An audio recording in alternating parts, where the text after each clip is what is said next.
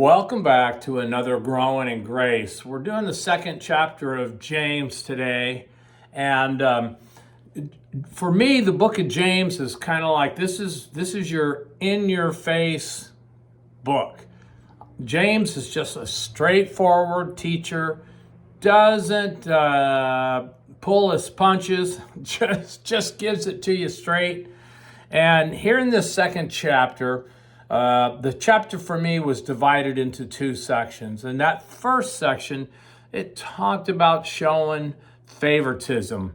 In fact, when I kind of boiled it all down, I would have to say that the verse that really stuck out to me is simply, if I love others as I love myself, then I am doing right. And for me, this is just a constant, everyday struggle, right? At the end of the day, I ask the Lord, Father, did I glorify you today by loving others as I love myself? A lot of times I don't actually feel that way at the end of the day. I kind of look back and think that, I could have done a better job here. I could have done a better job over on this area. But James really brings it into focus. I like his word picture. Man comes into the meeting, sharp dressed, gold. The poor man comes in, and that helps me think about, am I truly loving others the way that I love myself? The second half of James, this is the classic, does your faith and your deeds line up?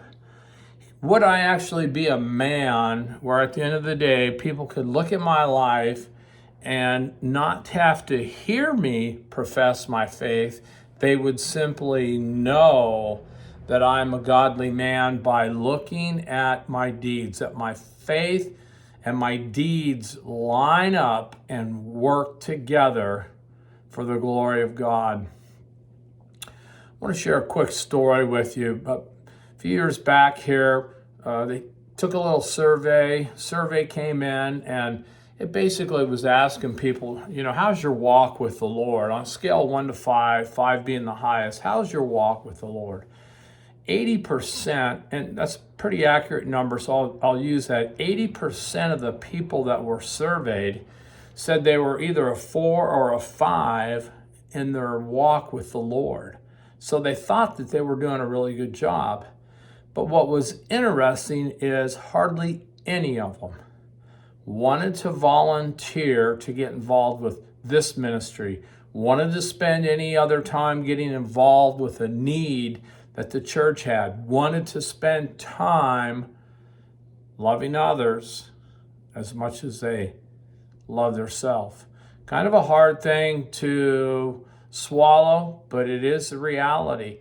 We have to come to this in prayer and say, Lord, this is where I really need your help of your Holy Spirit for me to walk this out so that my faith and my deeds line up. And at the end of the day, Lord, that I would glorify you. May you continue to hunger and thirst for his righteousness. We'll see you next time. Bye-bye.